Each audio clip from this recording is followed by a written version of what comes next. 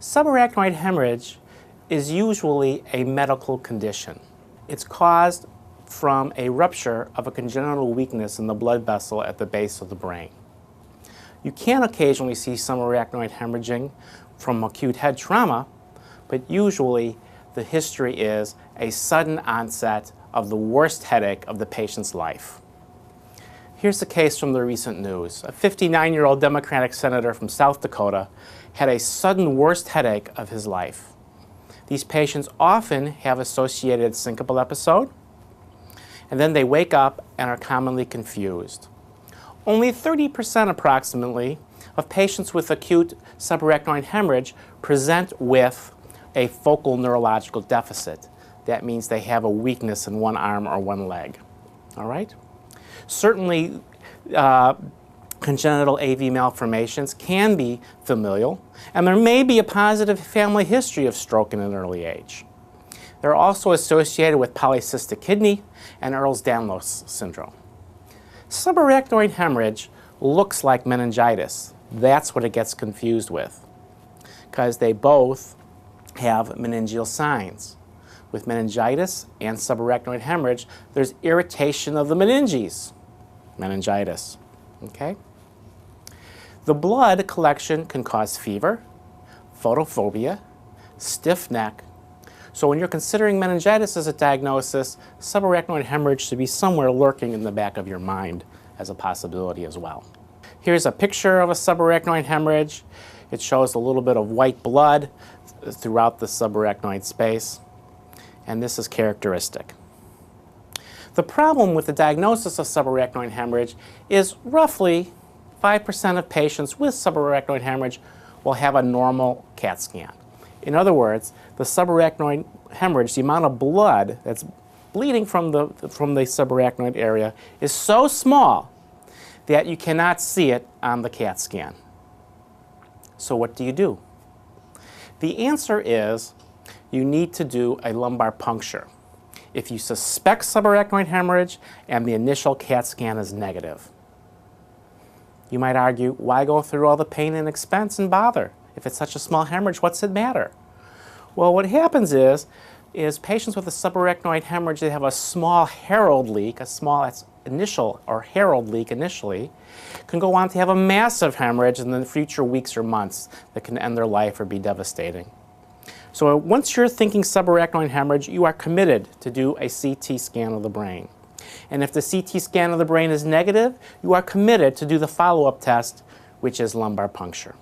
To collect the spinal fluid, we're going to collect the 4 tubes, and essentially what we're going to do is look at the 4 tubes and look at the last tube and see how much blood is in it. In a normal CSF collection, there should be 0 red blood cells in the final tube collected. If there's blood in the last tube, it could indicate one of 2 things. One, you may have found what you're looking for, the subarachnoid hemorrhage. Or secondly, it may be a traumatic tap. The blood may have been introduced as the needle went through the skin and hit a small blood vessel prior to reaching the pool of CSF. Here the question is raised, what do you do if a patient gets a headache after a lumbar puncture? If someone has a headache after a lumbar puncture, you can consider giving the patient IV fluids will help, and you consider doing a blood tap, a blood patch. A blood patch is where you take a little bit of blood from the vein and inject it outside of the dura, in the epidural space. This is done by an anesthesiologist, but is a very effective treatment for a spinal headache, which can occur after a lumbar puncture. Okay, so normal spinal fluid has 0 red cells and 0 white cells. If you get a 0-0 tap, your patient does not have meningitis and your patient does not have a subarachnoid hemorrhage. Okay? Basically, there is a ratio in normal blood of 1 white blood cell to about 1,000 red blood cells. This is a good number to remember when trying to assess if a patient has meningitis or not when there is a traumatic tap.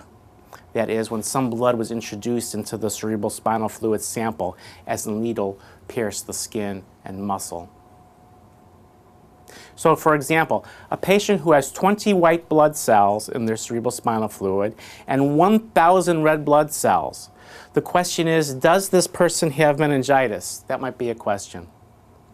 So, while I know that anyone with more than 5 white blood cells has meningitis, and if all this red blood cells was caused by trauma, I would expect on average only 1 white blood cell to be present.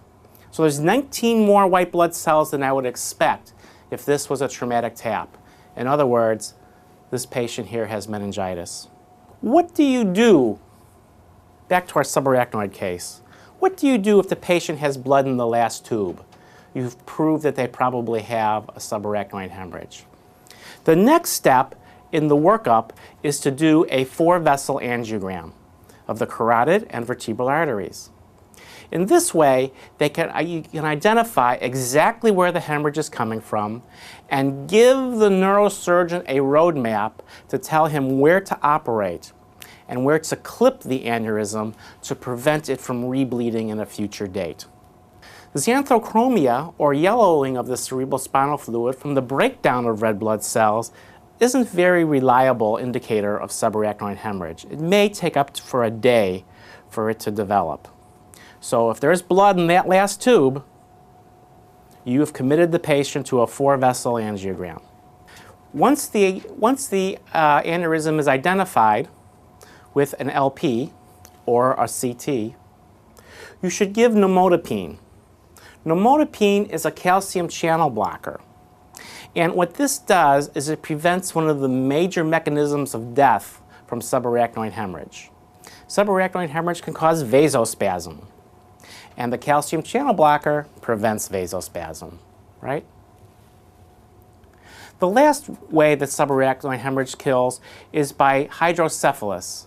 The bleeding basically clogs all the subarachnoid granulations that reabsorb the cerebrospinal fluid, and the pressure in the brain gets greater. If this happens, the patient needs a ventriculoperitoneal shunt to drain the cerebrospinal fluid from the ventricle of the brain harmlessly into the abdomen. That is the end of subarachnoid hemorrhage.